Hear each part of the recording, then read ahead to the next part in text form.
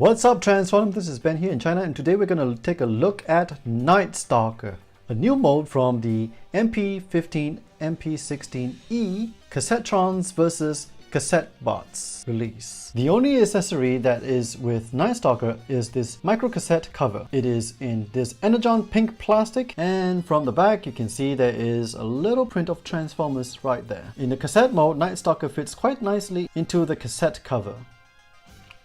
Here is Nightstalker up close, and the obvious thing that I can see from this copy of my toy is the little irritating non-flushed part that is here. You can see that it kind of moves and it's kind of irritating.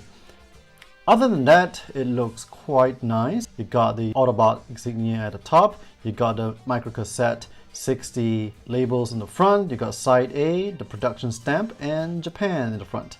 At the back, it's just in black plastic, looks kind of ugly.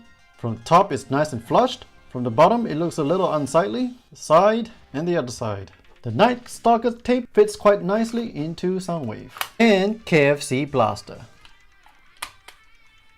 And let's do some comps with Nightstalker and the other cassettes. Here's KFC's Rewind. I liked how the KFC's tape complements very nicely with Nightstalker, with the metal position written in front, MC60, and the side A. Frumble, Laserbeak, and Buzzsaw, Ravage, and the other members of the MP-15-16E line. So without further ado, let's transform Nightstalker to the animal mode. So here we have Nightstalker transform into the animal mode, and what I've got to say is that he looks really black and dark. You got the eyes that's painted in yellow, you got the Autobot insignia on both sides. Not too impressed with how the legs are done. I had a bit of a trouble trying to figure out how to agronomically pose him like a real lion. The back part is just real small and tiny. Looks almost like a poodle. Look at that, how small that is compared to the mane that he has. I have a bit of trouble transforming this winglets out, so I had to use something sharp to just kind of wedge it out.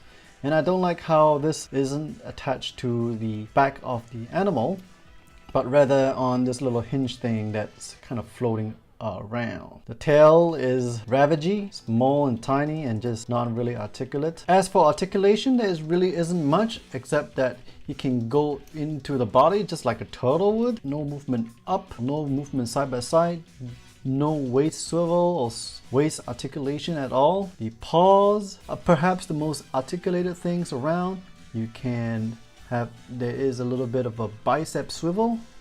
The paws can move up and down, and there is that elbow joint there. The back, you can move the hips, you can move the knees, and then you can move the second knee, and then you can move the paws. There is not much of a swivel, and that's about what you get for his articulation. In terms of playability, there isn't much I can do other than to get him to do some poses like leaping or jumping pose. It's even really hard to get him to do a stalking pose, unlike what I can get Ravage to do. One of my other complaints is I don't like how small Nightstalker is compared to Ravage. I mean, a lion is supposed to be bigger than a jaguar.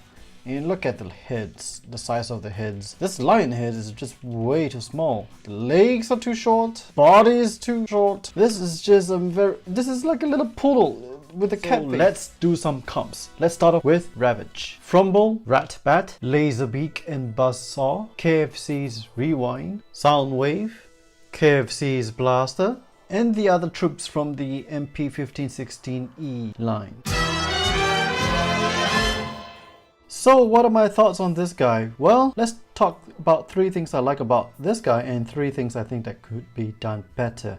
First of all, I like that there are some possibilities on the feet and legs. Secondly, I like how the paint is applied nicely where it is applied. No paint chipping or whatsoever. The third thing I like about this guy, and I'm really trying to find the third thing I like about this guy. Hey.